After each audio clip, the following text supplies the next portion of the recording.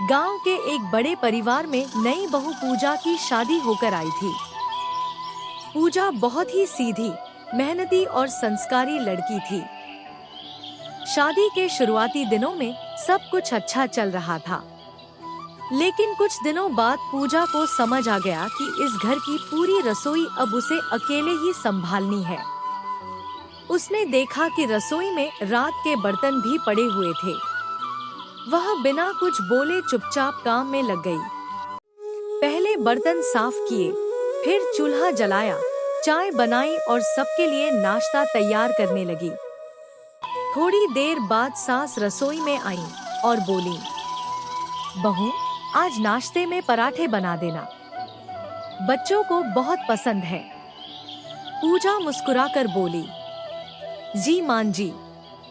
उसने जल्दी जल्दी आलू उबाले, आटा गूंथा और गरम गरम पराठे बनाने लगी।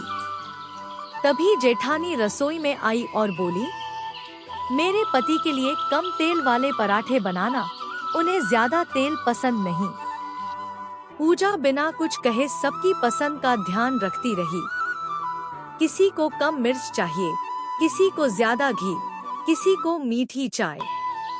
वह सबका ख्याल रखती थी।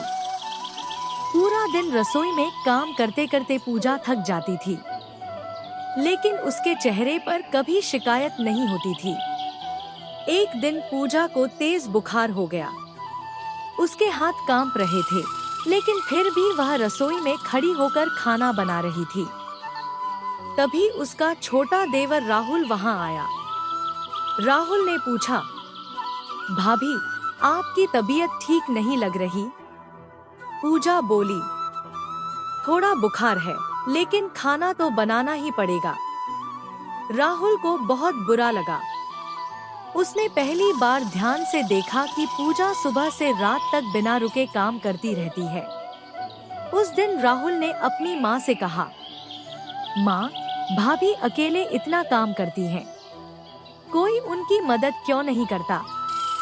सास थोड़ी चुप हो गई। उन्होंने कभी इस बात पर ध्यान ही नहीं दिया था। रात को जब सब लोग खाना खा रहे थे, तभी पूजा चक्कर खाकर नीचे गिर गई। पूरे घर में हड़कंप मच गया। ससुर जी तुरंत डॉक्टर को बुलाकर लाए। डॉक्टर ने पूजा को देखकर कहा, इन्हें आराम की बहुत जरूरत है। शरीर पूरी तरह थक चुका है। अब घरवालों को अपनी गलती समझ आने लगी थी। धीरे धीरे घर का माहौल बदलने लगा। अब हर कोई थोड़ा थोड़ा काम करने लगा था।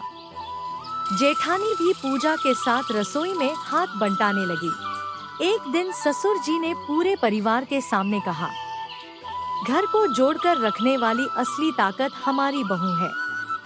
अगर ये घर रोज स्वादिष्ट खाना खाता है और खुश रहता है, तो उसकी वजह पूजा की मेहनत है। घर का काम सिर्फ एक इंसान की जिम्मेदारी नहीं होता। जब पूरा परिवार मिलकर काम करता है, तभी घर में प्यार और खुशी बनी रहती है। मेहनत करने वाले की इज्जत जरूर करनी चाहिए।